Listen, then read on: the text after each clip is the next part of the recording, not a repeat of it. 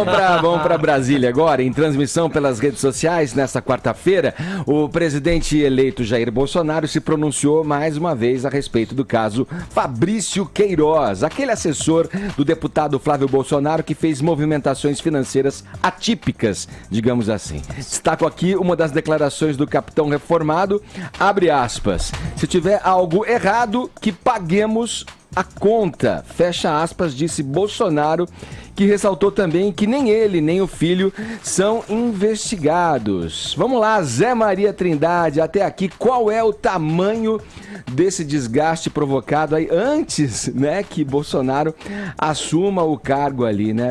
Sei lá, a mim parece o seguinte, que se você não sabe que há algo errado, já é meio algo errado. Vamos lá, Trindade, bom dia. Bom dia a todos. Olha, Edgar, o governo Bolsonaro e principalmente o presidente eleito Jair Bolsonaro não se preparou para a defesa. A gente vê claramente que houve ali erros grosseiros na defesa deste caso, né? Hoje, a principal assessoria de comunicação, todo mundo sabe, que é se preparar para a defesa, porque essa história de fazer release, não sei o que, isso aí é coisa do passado.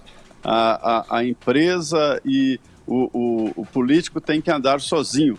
E neste caso começou assim, o Onyx Lorenzoni dando resposta, levando o problema para a equipe de transição, aí depois veio outro e falou, e a coisa ficou inexplicada. É muito claro que esse gabinete do deputado Flávio Bolsonaro tem algo errado. Isso aí é um crime, sim, não tem dúvida sobre isso. Ninguém retira tanto dinheiro assim para ir fazer uma compra legal. Né? Ninguém faz isso. Você faz uma transferência e dá aquele negócio que se usava antigamente que se chama cheque, né? Que caiu em desuso, mas isso também pode ser usado, enfim. Agora, é preciso saber exatamente onde foi, não é o erro, onde foi cometido o crime. Se é apenas uma sonegação fiscal ou se é algo mais grave, como, por exemplo, uma situação que é até comum, inexplicavelmente até hoje, aqui na Câmara, no Senado e nas Assembleias, de pegar parte dos salários dos funcionários. Nós já falamos sobre isso. Só que agora a crise ficou muito mais profunda e não se trata de crise do governo Bolsonaro, é no gabinete do filho dele e pronto.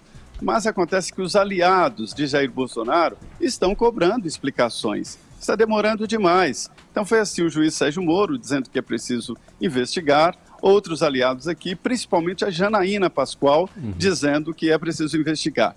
E aí vem o presidente eleito Jair Bolsonaro e mostra uma coisa que ele tem falado, de que o governo dele será transparente e todo mundo tem que assumir. Então ele está dizendo, na gravação que divulgou, de que é preciso mesmo assumir e pronto, assumir o erro e continuar. Vamos lá, Caio, tem uma outra frase dita nessa mesma circunstância, nessa live a que me referi aqui, que ilustra bem o tamanho da pedra no sapato, da encrenca, digamos assim, né, que circunda ali o clã Bolsonaro. Aspas dele aí, dói no coração da gente, dói. Porque nossa maior bandeira é o combate à corrupção, fecha aspas. E sabe quem aproveitou o ensejo aí para criticar a família, para ir engrossando o caldo ali das acusações? O Zé Dirceu. Zé Dirceu, em entrevista à BBC, disse que o presidente eleito e os filhos não têm mais nenhuma autoridade para falar em corrupção. E aí, é um imbróglio mesmo aí que está circundando, é uma nuvem que paira em cima do clã Bolsonaro, né? Os filhos parece que vão causar mais problemas do que solução, hein? O que você acha, Caio? Família é sempre problema, né, Edgar? Em qualquer circunstância, né? Olha, como que é a frase? Não tem som alto que dê jeito. Né? Não tem som, é verdade, né, Zé? A gente falou dessa estratégia, né, de resolver problemas familiares na festa, aumentando a trilha sonora.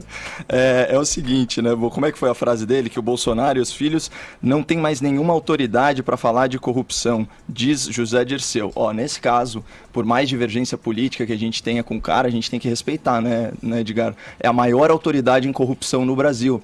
o Zé Dirceu, né? Ele que foi condenado aí a 41 anos de pena por corrupção e lavagem de dinheiro, tá viajando o Brasil, né? Graças à visão, à doutrina laxativa do STF, que solta tantos corruptos, né? Mas ele é uma sumidade em corrupção, então é um arquiteto do mensalão, vamos dizer assim, estava lá na gênese do Petrolão. Então, se ele fala sobre corrupção, é melhor a gente ouvir, porque ele deve ter algum conhecimento de causa. Mas agora falando sério, a frase do Bolsonaro, né? Dói no coração da gente. A dor maior é sempre da vítima, né? Então, quando a gente está falando de possíveis ilícitos aí contra o erário, contra os cofres públicos, a vítima é o povo. Nós não sabemos se é o caso, porque a gente sabe muito pouco sobre o caso. Então, já que o Zé Maria falou da Janaína, eu estava vendo até uns tweets dela, ela pontuou muito bem.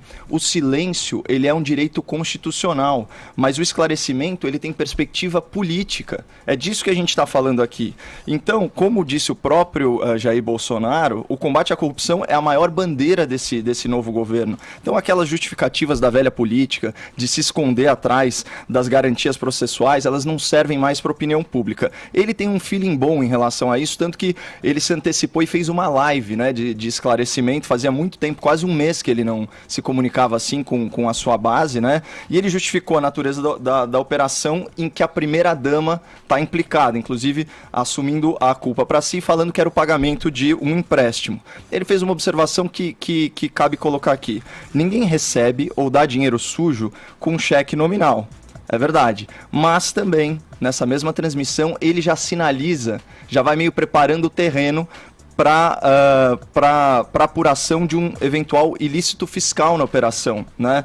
Por não ter informado a Receita Federal sobre essa operação. Tanto que ele fala, abre aspas, se eu errei, eu arco com minha responsabilidade perante o fisco. O ponto é, o caso ainda está muito mal esclarecido. E o pior argumento que a gente pode usar agora é fazer uma relativização culpando, eu já estou ouvindo muito isso na internet, culpando o órgão de fiscalização, o COAF, o Conselho de Controle de Atividade Financeira, que inclusive é um órgão que o Sérgio Moro quer fortalecer. Né? Ou mesmo até fazendo alguns paralelos com episódios anteriores do lulopetismo. O Brasil, Edgar, ele tem que abandonar os seus políticos de estimação para a gente avançar enquanto nação. Isso daí é pressuposto. E aí, só para terminar a nota num tom mais leve, eu tava lendo a coluna do Zé Simão, me lembrou muito da literatura portuguesa, né, do ridendo castigati mores, né? Então, rindo que a gente castiga, que a gente corrige os costumes, e a velha política é repleta de maus hábitos. Olha o que o Zé Simão falou. Oportunidade de emprego. Motorista, salário, R$23 mil, rendimento de até 1.200.000 por ano. Observação, repassar 24 mil para a patroa. Então, assim, enquanto a questão não se esclarece, a gente vai continuar criticando sim e, por que não, satirizando também. Meu Deus, eu concordo com o Caio! É 4!